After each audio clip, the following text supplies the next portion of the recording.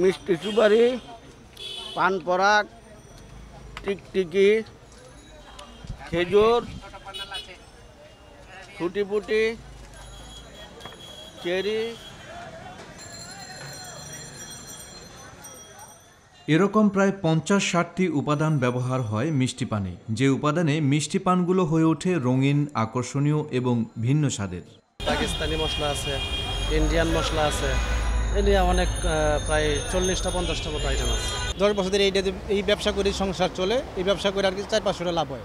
মশলা সব মিষ্টি মশলা, ভালো মন্দ সব মিশিয়ে খায়। পুরান ঢাকা ছাড়াও গুলশান, বনানী, মিরপুর, মোহাম্মদপুর সহ বেশ কিছু জায়গায় বিক্রি হয় এ পান।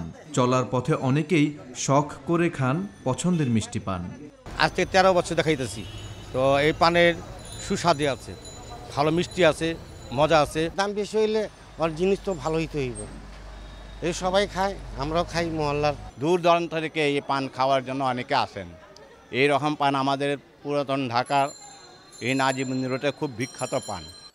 ব্যবসায়ীদের আফসোস, মিষ্টি পানের বিক্রি আগের মতো নেই, তাই কমেছে আয়ও। মিষ্টি পানের ব্যবসা এখন তো মানে এখন আগের মতন নেই, কারণ মিষ্টি পানের ব্যবসার অবস্থা খুবই খারাপ। ওই আমার ব্যবসা হলো দুপুরে লাঞ্চের সময় যা বেচে কিনা ওই তাই। মিরপুর, মোহাম্মদপুর, ধানমন্ডি, বসুন্ধরা যে আছে ওর চেয়ে ভালো পান ওরা ২০০-২৫০ টাকা যেটা বিক্রি করে, তার চেয়ে ভালো পান আমি বিক্রি করি ১০০ টাকা। বিক্রি মনে করেন আগে হয়তো ১০-১৫ হাজার টাকা, এখন হয় ৭-৮ হাজার দৈনিক। মিষ্টি পানের উপাদানগুলো সঠিক মিশ্রণের উপর নির্ভর করে এর জনপ্রিয়তা, জানালেন দোকানিরা। আফসার উদ্দিন, নিউজ 24, ঢাকা।